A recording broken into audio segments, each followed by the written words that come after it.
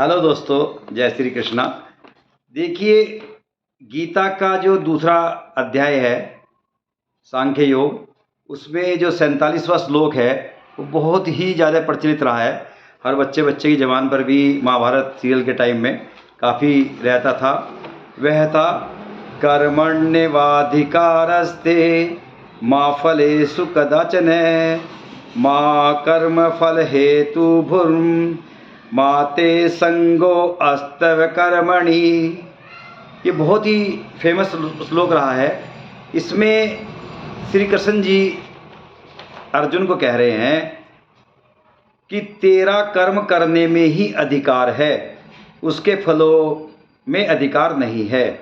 इसलिए तू न तो अपने आप को कर्मों के फलों का कारक समझ और कर्म न करने में तेरी आसक्ति भी न हो।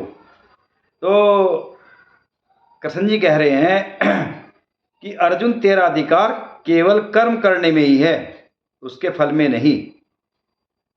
हम तो यह जानते हैं, हम जब भी कोई कर्म करते हैं उससे पहले उसके फल की इच्छा करते हैं। हमारे सारे कर्म फल की कामना से निकलते हैं। हम तो यही सोचते हैं कि फल भी नहीं होगा और हम कर्म भी क्यों करेंगे। हमारे सारे कर्म फल की प्रेरणा से आते हैं।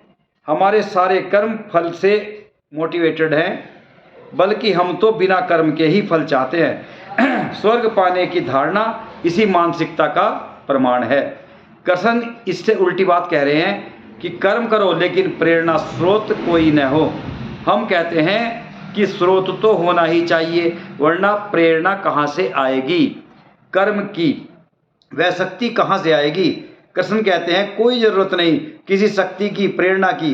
कर्म ऐसे ही होगा जैसे प्रातः सूर्योदय होता है बिना किसी प्रेरणा के, राह पर फूल खिलता है बिना मोटिवेशन के, आकाश में बादल उड़ते हैं बिना प्रयोजन के, नदियां बही जा रही हैं बिना किसी प्रेरणा की चिंता किए। कृष्ण वास्तव में यह कहना चाह रहे हैं कि फलाकांक्षा से हमारे कर्म करने की क्षमता घटती है। हमारी अधिक शक्ति का अपव्यय तो फल की कामना और उसके दिवा स्वप्नों में ही क्षीण हो जाती है। फिर हम कर्म को पूरे मन से नहीं कर पाते और कर्म अपनी पूर्णता को नहीं पहुंच पाता। फलाकांक्षा के साथ हम कर्म में उतने तन्मय नहीं हो पाते जितनी तन्मयता कर्म को चाहिए। हमारी तन्मयता का बड़ा भाग फल की कामना में ही अटका रहता है। इसलिए कर्म की हमसे फ्लेवरिंग नहीं हो पाती। परवश फलाकांक्षा में कर्म से खींचे जाते हैं। हमारे कर्म वायु की भांति निर्भर होकर बहते नहीं, कर्म हम पर बोझ बन जाते हैं। तो कृष्ण भी यही कहते हैं कि कर्म हमसे किसी के हेतु से न लगे, वे हमसे फूल की तरह लगे। साथ ही यह भी कहते हैं कि अप्रेरित कर्म कर, परंतु तेरी कर्म में अनासक्ति भी नहीं हो, कर्मों से विमुख भी न हो। मैं अहेतुक कर्म करने को कह रहा हूँ, इसका यह अर्थ भी मत निकाल लेना कि लो हम कर्म करना ही छोड़ देते हैं। जैसे हमने अकर्म की व्याख्या अकर्मणता कर लिया, दायित्वों से विमुख होकर भाग गए, जंगल लगा ली लंगोटी, लो हो गए अकर्म को उपलब्ध। कृष्ण तुमसे अकर्मण्य होने को नहीं कह रहे हैं। वे जानते हैं तुम उनके अहेतुक कर्मों को वही व्याख्या करोगे जैसे काफ़ी समय पूर्व की बात है। एक दिन मेरे अधिकारी ने कहा, मिस्टर तुम्हारी बहुत शिकायतें आती हैं। मैंने तुरंत उत्तर दिया कि भविष्य में शिकायतें नहीं आएंगी क्योंकि मैं काम करना ही बंद कर दूंगा। वह स्वाभाविक है, मैं काम करूंगा, सभी तो प्रसन्न नहीं हो सकते। गलत काम करने वाले तो अप्रसन्न रहेंगे ही। आज भी सर्वत्र यही दशा है, सही काम करने वालों को हर समय अधिकारियों का कोपभाजन बने रहना पड़ता है, क्योंकि जो सही काम करेगा उसकी शिकायतें तो होंगी ही। उससे कर्मचारी भी प्रसन्न नहीं रह सकते और कार्य क्षेत्र में गलत कार्य करने वाले भी खुश नहीं रह सकते। कहते तो सब हैं ईमानदारी से काम हो, परंतु चाहता कोई नहीं। जब ईमानदारी से काम शुरू होता है तो सारी जनता चीख पुकार करने लगती है। कर वसूली में भी यदि ईमानदारी बढ़ती जाए तो क्या आप समझते हैं लोग प्रसन्न होंगे?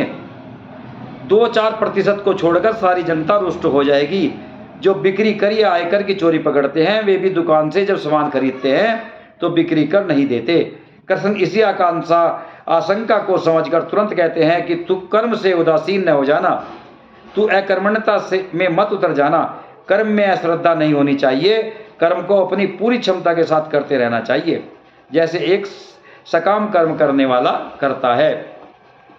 तो इस श्लोक का वास्तविक अर्थ यही है कि आप अपने कर्म को करो, अपने कर्म को अच्छे तरीके से करो। आपकी चाहे जॉब है, चाहे आपका व्यापार है, चाहे आप मजदूरी कर रहे हैं, आप अपने कर्म को करो, काम चोरी मत करो।